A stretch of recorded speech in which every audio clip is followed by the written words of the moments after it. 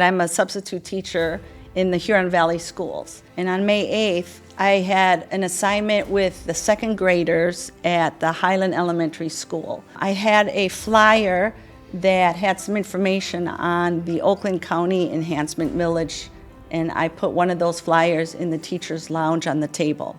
And I proceeded to my classroom. Around noontime, I had taken my lunch, ate in my car, came back.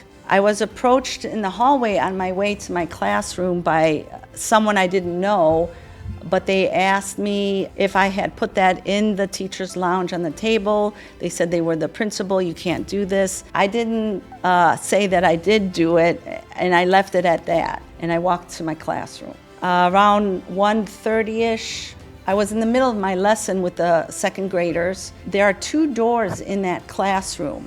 And during my lesson, I had several people come in from both doors.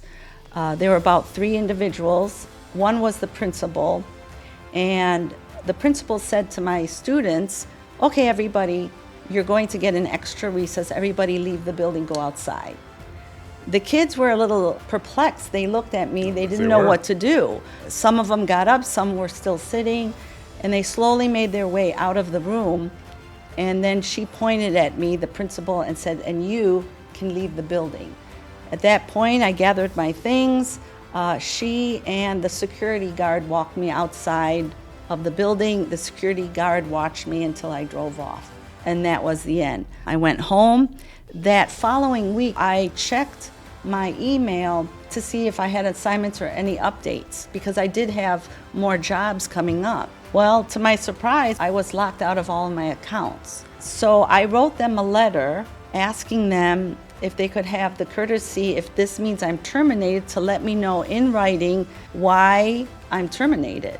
And about a week later, I did get an email, and they sent me 2 letters, one showing me that they did send me something in the email, and the other was saying, "Yes, you are terminated." The reason they gave was because of political, not following school policy, and classroom management. Now, let me remind you, I've been there 3 years. I have never had any verbal, written problems. There's nothing in my file. I even have teachers that have called me and emailed me at home requesting that I come and sub for them again. Here, you did not leaf the kids. You did not hand to the parents. It was just inside the teacher's lounge.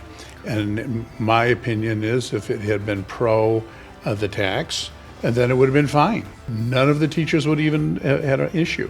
But the vast majority of my experience of the teachers want these kinds of tax increases. And so instead of just saying, "Hey, Ilona, you can't put something like that," they have this empty the kids out. This is danger, danger. Let's bring in the security team. This is just quintessential, this intimidation tactics, and handling this like they found the biggest criminal in the world on something that they could very simply said, "Hey, don't put that out again." This is just what you would expect out of so many of these schools. They're hyper to the left. They always want a massive tax increase.